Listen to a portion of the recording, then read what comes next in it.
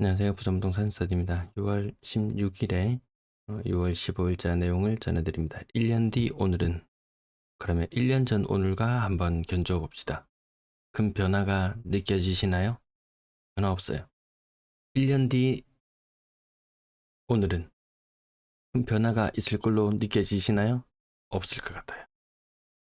그 말인즉슨 투자 수요나 이런 것들이 들어오기 힘들 것이다. 증여 상속세 관련된 거 그건 주말 브리핑에서 한번 다뤄드릴게요. 하락률 2위, 1위, 2위. 하지만 내 마음속 하락률 1위는 세종시.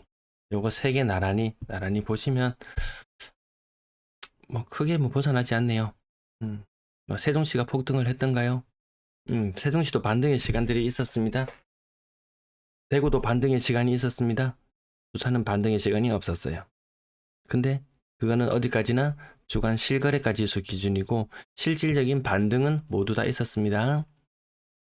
그리고 하락률도 부산이 이렇게 많이 떨어졌다고는 하지만 부산은 플러스 한 번 없었지만 그래도 전체 가격 상승률 측면에서는 이 자료를 보시면 됩니다. 여기 보여드릴게요. 제가 누가 뭐 자료 뺏긴다 이렇게 이야기하시는데 자료를 취합해서 단시간에 알려드리려고 합니다. 통계 정보에 가면은 몇 가지 볼만한 것들이 좀 있습니다. 그럼 여기 있는 자료들도요. 여기 아파트 투매에 있는 자료들도 국토부 실거래가부터 시작해서 KB 부동산부터 시작해서 이런 자료들을 대다수 가지고 오거든요. 가져가지고 와서 여러분들 시간을 단축시켜 주려고 하는 것들이죠. 회복률, 회복률 이런 거 보시면 부산은 고점 대비 22% 정도 하락했다고 이렇게 나타나는데요. 체감상은 좀 더 하락했죠. 저는 뭐 한 28% 이렇게까지 이야기하는데 이 단지 수가 아파트 단지 대상 수가 모든 아파트를 다 다루지 않고 가격이 더 많이 하락한 곳들, 있기 때문에 조금 더 낙폭이 크다고 보면 됩니다. 하락대장 세종시가 마이너스 68%, 마이너스 32%, 대구가 25%, 대구는 제가 말씀드릴 때 한 30% 정도라고 하락률을 말씀을 드리거든요. 거기서 약간 플러스를 조금 더 하면은 전체 평균, 근데 조금 더 한 중상 상위 한 30% 이상의 아파트다. 그러면 하락의 체감률은 요것이 맞을 거예요. 네, 20%도 조금 더 빠진 느낌. 그리고 제가 가격이 내려가면서 설명드릴 때 조금 더 많이 빠진 곳이 있네요. 조금 더 많이 빠지네요. 30% 정도 빠지네요. 이렇게 말씀드리는 것은 가격이 조금 더 낮은 아파트들 그렇게 살펴보시면 되겠죠. 네, 쿠팡알리 주말에도 쇼핑은 돌아간다. 쿠팡이 자꾸 이 말썽을 부려서 제가 이걸 해야 되나 말아야 되나. 그- 그러니까 일부러 이용하지는 마시고 필요하실 때 원래 이용하시던 분들은 링크 통해서 이용해 달라 이렇게 당부의 말씀을 드리고요.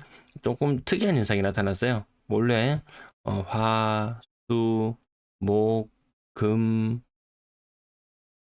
뭐 토, 일, 월 다시 화, 수, 목, 금, 토, 일, 월 요게 요렇게 낮아지는 현상이 있거든요. 근데 6월 15일째 내용을 보시면 갑자기 위로 삐쭉 치솟아 올라갔어요. 이러고 나면 또 약간의 뭔가 변화가 있습니다. 방향성의 변화가 있습니다. 근래 들어서는 약간 매물이 줄어드는 추세였거든요. 그러면 또 분명히 변화가 생깁니다. 이런 것들도 흥미있게 볼 수 있습니다. 요 자료는 제가 영상 하단 설명 부분에 다 써놨어요.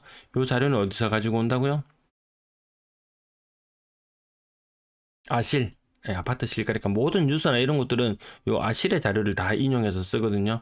그래서 제가 여러분들 보기 좋게 또 이렇게 차트로 나타내 놓으면은 단순히 아실에서는 숫자만 쭉 배열되어 있고 엄청 큰 시계열상의 차트만 나타나 있어서 근래 이런 미세한 변화가 보이지 않는데 제 걸 통해서 보면 보인다. 근데 지금 시장에서는 이런 미세한 변화를 관찰하는 것조차 의미가 없다. 이게 시장의 변동성이 심할 때는요, 가격 변동성이 심하고 급등락이 나타나는 그런 시장 같았으면은 이런 미세한 변화에 따라서 분위기가 확확 바뀌는데 1년 전에 오늘이나 1년 후에 오늘이나 제가 별반 다를 거 없을 것 같다고 느끼는 부분 이런 미세한 변화를 찾아보는 것조차 사실 의미가 없는 그런 시장. 지금 집 급하게 사야 된다고요? 가을에 집 사야 된다고요? 뭐 한참 전부터 알아보고 그럴 필요도 없을 정도. 물론 더 낮은 가격의 물건을 시장에 나와 있는 호가보다 더 낮은 가격의 물건을 매수하려면은 전략적인 접근도 필요하겠지만 딱히 뭐가 필요 없다.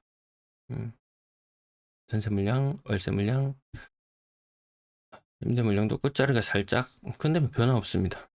22,000개 수준이던 것이 10% 정도 줄어들었는 수준. 매물은 10 늘어나고 임대 매물은 조금 줄어들고. 분양권 매도 물량 2주, 3주, 5월 18일에 조사하고 거의 한 4주 만에 조사를 했는데요. 약간 늘어나 있지만 이조차도 의미 없다. 이조차도 의미 없다. 그냥 한 2,000개 정도 수준이 있구나. 매도 물량이 동네별로 조금씩 늘어나긴 했습니다. 매수 심리 다시 꼬꾸라집니다. 매도 물량이 안 줄어들면 매수 심리는 결코 살아날 수 없다. 하다못해 그러면 매수세라도 먼저 좀 꿈틀꿈틀 살아나 주던가, 매수세라도 꿈틀꿈틀 살아나 주던가, 그런 기미조차 보이지 않고 바닥을 바짝 기기 시작한 지 22년 1월 달부터 완전 바닥을 기기 시작했어요. 제가 부산의 내용을 다루었던 것 21년 한 10월경부터 다루기 시작했었습니다. 재미없는 시장이 될 거다. 재미없는 시장이 될 거다. 하락하게 될 것이다.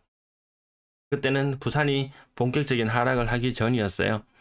매도 물량도 급격하게 늘어나기 전이었어요. 근데 대구가 먼저 하락을 스타트를 끊었거든요. 부산도 별반 다르지 않다. 뭐 그런 측면에서 말씀을 드렸고요. 이번 주에 거래량은 좀 많았습니다. 이 추세라면 거래량 2250건까지도 나온다. 다음 달 거래 추세도 마찬가지로 이 정도 나온다.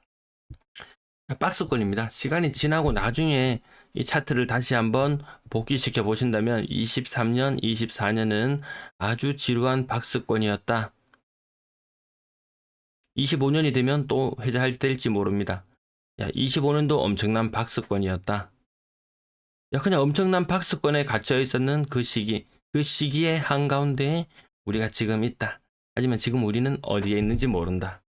과거 같은 이 폭등의 이런 환상 같은 것들이 잠잠해지고 사라질 때 그쯤에 다시금 시장은 꿈틀하겠죠. 지금으로서는 이런 시장 없다. 전국 어디를 봐도 없다. 서울의 거래량이 많이 늘어나고 있다고 난리법석을 떨지만 그마저도 예전의 거래량에 비하면 턱없이 부족한 수준이다. 조금 더 큰 박스냐, 조금 작은 박스냐. 어쨌든 우리는 여기에 갇혀있다. 건당 거래대금이 올라가다가 부산이 먼저 선제적으로 여기 떨어집니다. 부산이 먼저 선제적으로 떨어져요. 울산은 요거 3억 천 정도 수준이거든요. 건당 거래대금 전국적으로 많이 높아져 있어요. 왜 실거래 위주의 뭐 3억에서 6억대 이런 물건들을 지방광역시에서는 조금 더 선호를 하고 실수요자들, 젊은 사람들, 대출 빵빵 낼 수 있는 사람들 이 가격대가 제일 만만해 보입니다. 약간의 자산만 있더라도 대출 막 2, 3억 우습게 생각하고 이렇게 하면은 요 정도 물건에 접근을 하더라고요. 보니까. 그래서 건당 거래대금이 약간 높아지고 가격 높은 아파트는 접근이 불가해서 얘들은 손을 잘 못 대고 가격이 낮은 아파트들은 너무 젊은 층과 너무 동떨어진 이런 느낌이 들어서 그래서 오히려 요쪽 거래가 조금 더 활성화되고 있는 상태고요. 늘 그래왔듯이 비싼 아파트들 오르고 그 다음 아파트들이 줄줄 실을 깬 듯이 이렇게 따라서 올라가주는 게 일반적인 형태인데 비싼 아파트 몇 개 찝쩍찝쩍 꿈틀꿈틀 반응이 있던가요? 그냥 그거는 거기에서 끝입니다. 과거에 2년간의 박스에 갇혀 있었을 때 아주 미치고 한장할 노릇이었죠. 다른 광역시들은 막 올라간다고 난리인데 부산만 묶여 있어서 난리였습니다. 그래서 폭발했죠. 지금 부산 억눌려 있는 듯한 느낌이 들 거예요. 부산만 억눌려 있나요? 그럼 부산만 폭등하나요? 전국이 다 폭등하나요? 힘들죠. 그렇게 되려면 엄청난 돈이 투입이 되어야 되는데 부동산 시장만 주거용 부동산 시장만 8천조? 또 얼마나 빚을 내서 이걸 들어가야 됩니까? 네, 3억 이하 아파트 비중 줄어들고요. 6억 이상도 꺾여나가는 모습까지. 뒷부분은 요 정도까지 줄이고 지나갈게요. 박스 참 재미없다. 제 영상 조회수 1000에 갇혀버렸습니다. 박스가 너무 작아졌어요. 2000박스에만 있어도 괜찮을 텐데. 그렇습니다. 네, 실거래 가격까지 짚어보고 마무리할게요. 실거래 가격, 요게 시간이 왜 지금 제가 이걸 영상을 흔적을 계속 왜 남기냐면은 실거래 가격의 흔적은 날짜별로 거래되는 데이터는 이렇게 시간이 지나고 나면 더 이상 확인이 불가능합니다. 물론 거래 일자 기준으로 신고 일자 기준으로의 데이터는 국토부 실거래가 자료에 여전히 남아있지만 그날 신고되면서 사람들이 피부로 체감하는 분위기는 사라져 버리거든요. 그래서 제가 요 영상 여기 보시면 거의 한 4주 정도, 4주 정도 데이터 이후에는 볼 수 없습니다. 하지만 제 영상을 보시면은 이게 1년 전에 실거래 가격이건 2년 전에 실거래 가격이건 확인할 수 있더라는 거죠. 그때 분위기를 충분히 복귀해보고 또 방향을 모색하고 이런 것들이 가능하지 않을까 싶습니다. 비싼 것들 해운대 아이파크 74평형 이 거래되었어요. 21억 평당 3천만 원. 이렇게 거래되고 하면은 우와 우와 하면서 밑에 애들이 같이 꿈틀꿈틀. 그런 게 없죠. 없습니다. 저마다의 좀 실용성의 시대, 가성비의 시대.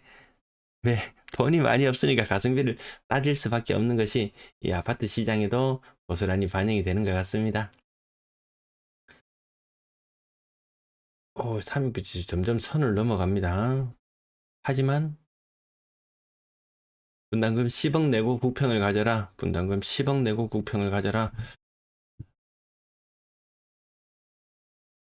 안 하고 말지. 근데 안 할 수도 없을 만큼 46년 차.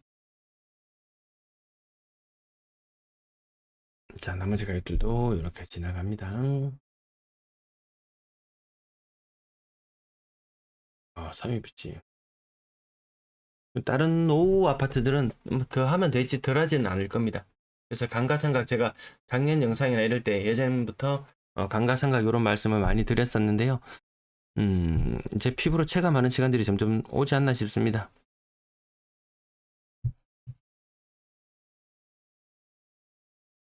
또 오를 때 못 올라주면 내리는 거죠.